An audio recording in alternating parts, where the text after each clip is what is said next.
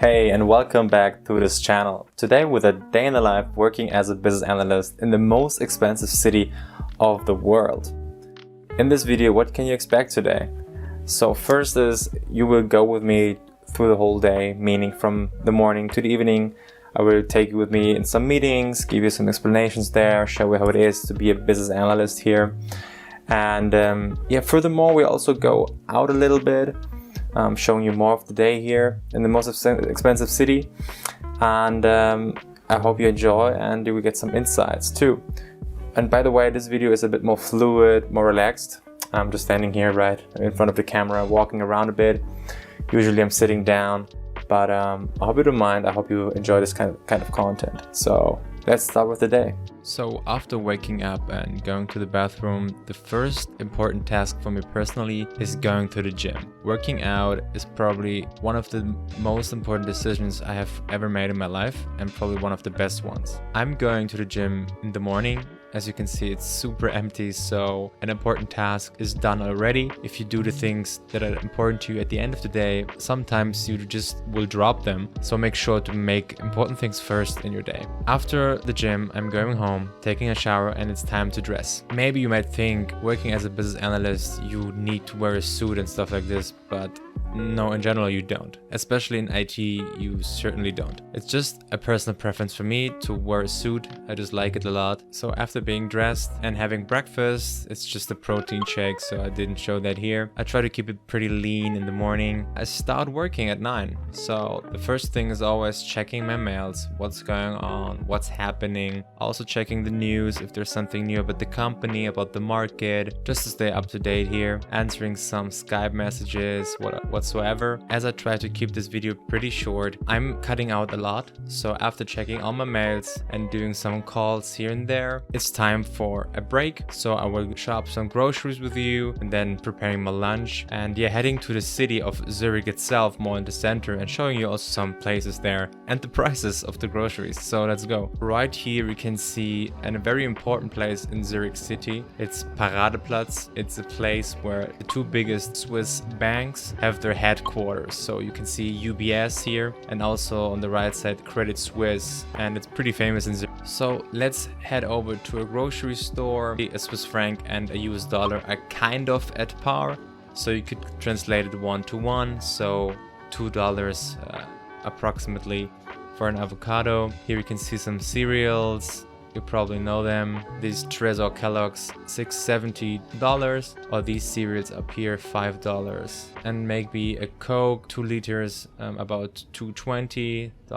Meat, what do we have here is a special price, and now meat is very expensive in Switzerland. 425 grams for $14, so that's quite a bit, I think. Let me know in the comments what the prices are for you. And some ice cream. Let me show you a Ben & Jerry's here, about $9.95, so $10 Ben & Jerry's. So after shopping all the groceries, let's cook. So it's time for lunch. I haven't got a lot in my stomach this day. Just preparing some shrimps with some veggies, a bit of cream to have some creaminess, and pasta, mixing that all up and finished product. So after my lunch, it's time again for work, time for the meetings. This time I have an important meeting with some users. Currently we're working on some features and we need to prioritize the features. So what is more important, what is less? In a different video I've explained already how I would prioritize requirements, but in this video I will show you a different technique, especially if you don't know the concrete monetary value or benefit of a feature. So please make sure to watch this video until the end so I can explain you this important technique. But first, let's have a snack. This snack right here is just some protein yogurts and nuts. Basically caramel chocolate pudding and nuts in between. That's for me a healthy snack. For the nuts I have my fats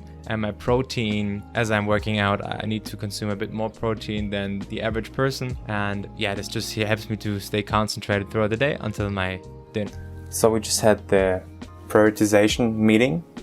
I want to give you a technique, a model, how you can prioritize requirements very easily, but not only requirements, anything in life, like tasks, some other things you're doing in your life that is related to a user or someone else, right?